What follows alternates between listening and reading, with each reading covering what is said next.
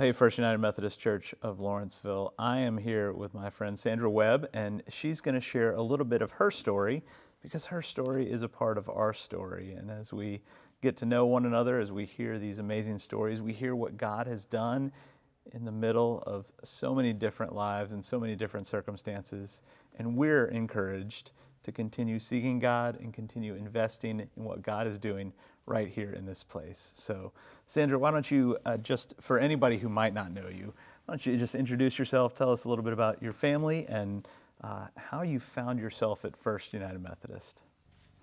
Okay, we came here in 1969 when my husband Fred became Director of Family and Children's Services. I was an educator, so I began teaching in the school system in Gwinnett.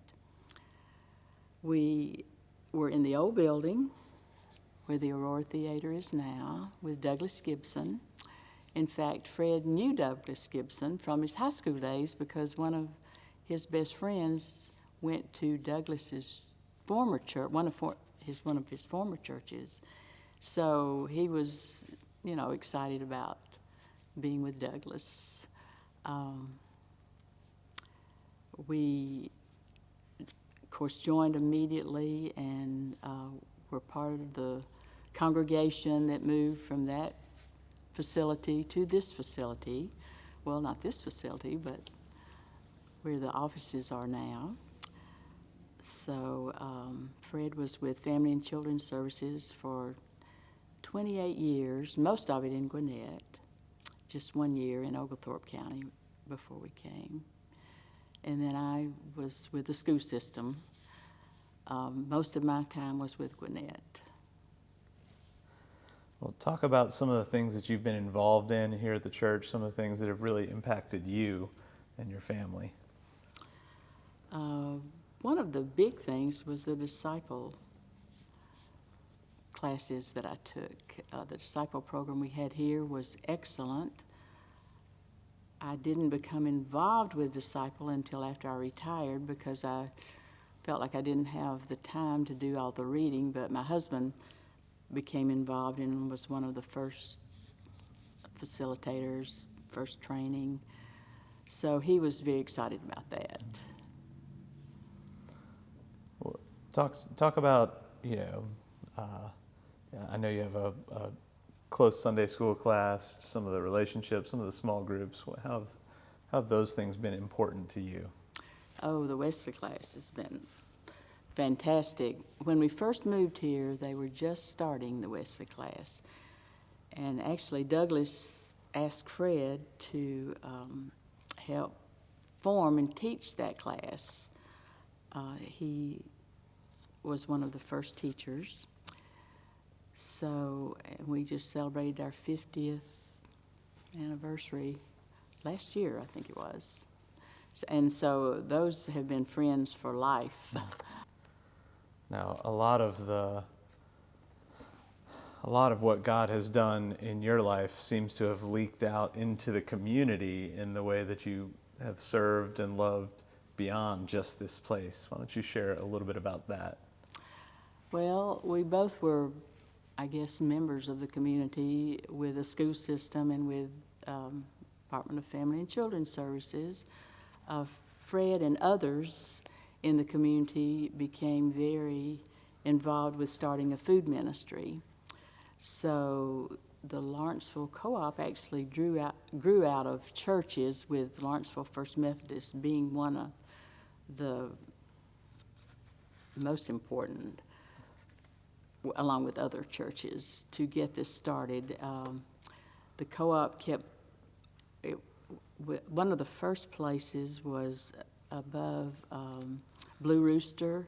There's a room up there now. I think they use that as one of their rooms to eat, or a private room up there, but that was where the co-op was.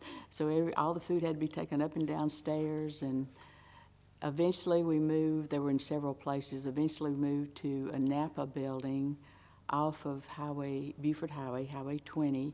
That was a free building for us. The owner let the co-op operate out of that freely for years, until that owner died, and then the family had to sell the building, so we were left without a building at that point. So that was a scary time for the co-op. But some things kind of transpired and provided some opportunity. So why don't you talk a little bit about that? Well, they did. The co-op was being asked to leave, and they were searching for a place. This was all happening at the same time.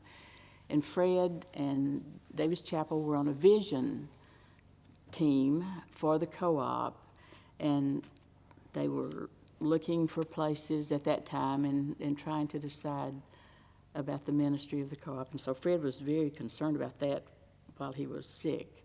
And he kept asking Brent Bohannon to come to see him, and he'd say, "What's happening with the co-op? Are y'all can you find anything?" And there was no good news. And he would ask Davis about it. There was no good news, because we were looking for a free place. We had a free place, and there was no money to buy a building, or, if we had to rent, then that was going to take out of the services the food services that we were doing. So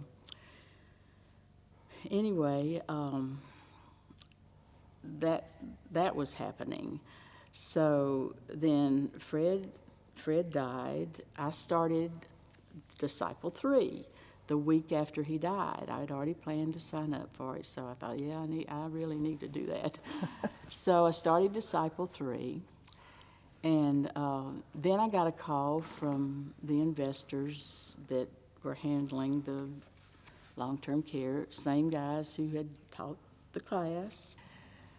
At the meeting, the two guys started talking about how I could invest the money, and that I could do this with stocks or bonds. I mean, they just went into a whole thing.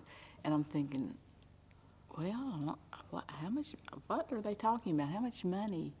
And so finally I just stopped and I said, hold on just a minute. How much money are we talking about? I had honestly just put that out of my mind.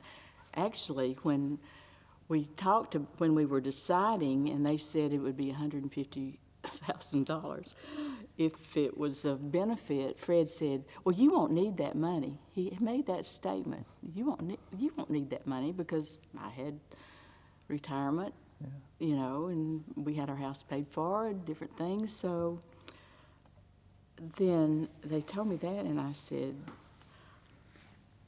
what? And then at that particular moment, I actually felt the presence of God just saying, that can be money for the co-op.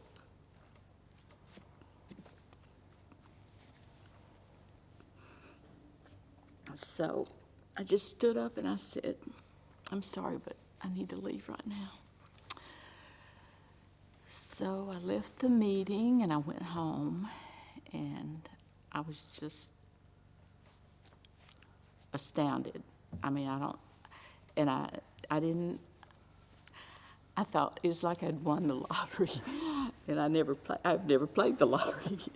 So I thought, oh my goodness, but I kept thinking, this could be money for the co-op. And I actually didn't tell anybody. I didn't tell anybody that day. I didn't tell anybody that night. I didn't tell my daughter, who was living with me at the time. I just kind of bask in it, actually. I was thinking, gosh, $150,000. Can you believe that's happened to you? And I I couldn't. And I was, so then the next day, I thought about it some more, and I never thought of anything but that was the money for the co-op. I didn't think it was my money. It was like, okay, you made a mistake with me. It's not my money, but if I'm supposed to give it to the co-op, then that's what we'll do. I called Davis Chapel, and I said, Davis, I need to talk to you about giving some money toward the co-op building. And he said, okay. And so we talked. He said, we're going to have a vision meeting coming up in a couple of days. You know, maybe you could come talk to the committee. And he didn't ask about how much it was. And I said, Davis, it's going to be $100,000. And he said, what? You've seen God work in this church and in people in this church in amazing ways. Just the different building campaigns, the different ministries that have launched out of this place, the different the story of the co-op is very much tied to the story of this church. What do you hope the next chapter of this church looks like? What do you see if you were writing the story?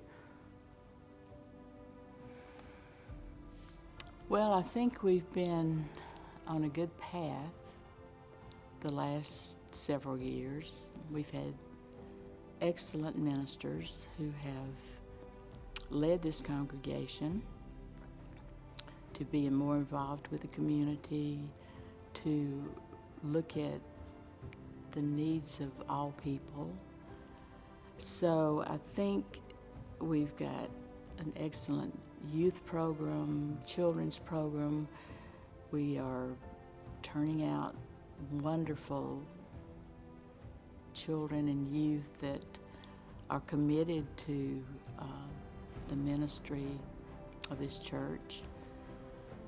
And I just have seen us going in that direction, and it's just been wonderful to watch.